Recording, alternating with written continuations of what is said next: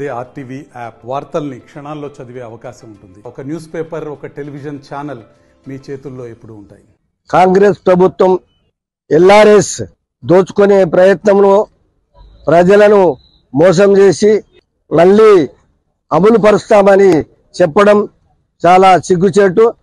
గతం ప్రభుత్వంలో ఎల్ఆర్ఎస్ 2020లో గత ప్రభుత్వం ఈ యొక్క ఎల్ఆర్ఎస్ ను అమలు చేస్తే మేము వచ్చిన తర్వాత ఫ్రీ చేస్తామన్నారు.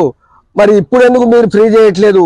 ఇప్పుడెందుకు మీరు మళ్ళీ దాన్ని మళ్ళీ వసూలు చేస్తా ఉన్నారు? 25,44,000 మందికి నష్టం జరుగుతుంది. కాబట్టి దీన్ని వెంటనే మీరు ఇచ్చిన మాట ప్రకారం దాన్ని రద్దు చేయాలని, అప్పుడు మీరు ఫ్రీగా చేస్తామన్నారు. ఇప్పుడెందుకు మీరు ఫ్రీగా చేయట్లేదని మేము అడుగుతా ఉన్నాం. బీఆర్ఎస్ పార్టీ తరఫున మీరు ఇచ్చిన మాటలు ఏదైతున్నారో సీతక్క ఒక మాట, అదేవిధంగా ఉత్తమ్ కుమార్ రెడ్డి మేమందరం కూడా ఫ్రీ చేస్తామన్నారు. అదే కోమటిరెడ్డి వెంకటరెడ్డి కూడా మేము వచ్చిన తర్వాత అమలు ఆయన కోర్టులో కేసు వేసిండు. కోమటిరెడ్డి వెంకటరెడ్డి అట్టి విక్రమార్క ఏమంటాడంటే మేము వచ్చిన తర్వాత అన్ని ఫ్రీగా చేస్తామని అంటాడు. మరి ఫ్రీగా చేసినప్పుడు ఈ రోజు మళ్ళీ ప్రజలను మరి ముక్కు పిండి వసూలు ఎందుకు చేస్తున్నారని నేను భక్తి విక్రమార్కని అడుగుతా ఉన్నాను.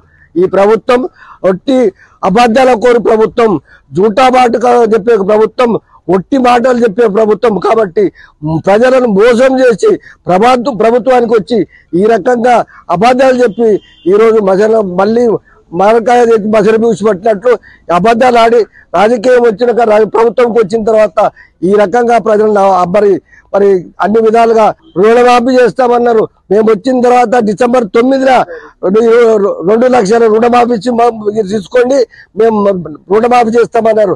అదేవిధంగా కళ్యాణ లక్ష్మి ఇస్తూ దానితో పాటు మరి తులం బంగారం ఇస్తున్నారు. ఇవన్నీ ఏమైనాయి? రైతు బంధు ఎంబడే వేస్తానని అన్నాడు. ఇదంతా ఏమైంది? మరి రైతు బంధు ఎక్కడ పోయింది? ఏదైతే 6 గ్యారెంటీలు అన్నారో ఇప్పటి వరకు అమలు కాలేదు. ఒక బస్సు మాత్రం తప్ప మిగతా ఏది కూడా అమలు కాలేదని ఈ రోజు మీకు అందరికీ కూడా తెలుసు. మీ ద్వారా మన జైరాబాద్ లో 8,000 పైన ఈ యొక్క లేఅవుట్లు ఎల్ఆర్ఎస్ ఉన్నాయి. కాబట్టి దాని అన్నిటి కూడా ఫ్రీగా చేయాలని నేను ఈ ప్రభుత్వాన్ని, కాంగ్రెస్ ప్రభుత్వాన్ని కోరుతూ మరి సీఎంతో పాటు అందరు కూడా ఒక 5-6 మంది కూడా అందరు కూడా అబద్ధాలు చెప్పి ఈ రోజు ప్రభుత్వానికి వచ్చిన తర్వాత అబద్ధాల మీద బతుకుతా ఉన్నారు. కాబట్టి వీరందరూ కూడా ప్రజలందరూ కూడా టీఆర్ఎస్ ప్రభుత్వం, బీఆర్ఎస్ ప్రభుత్వం కూడా ఆలోచించాలని తెలియజేస్తున్నారు. మరిన్ని వీడియోస్ కోసం ఛానల్ ని సబ్స్క్రైబ్ చేయండి. లేటెస్ట్ అప్డేట్స్ కోసం వాట్సాప్ ఛానల్ ని ఫాలో చేయండి. అండ్ లింక్ డిస్క్రిప్షన్ లో ఉంది.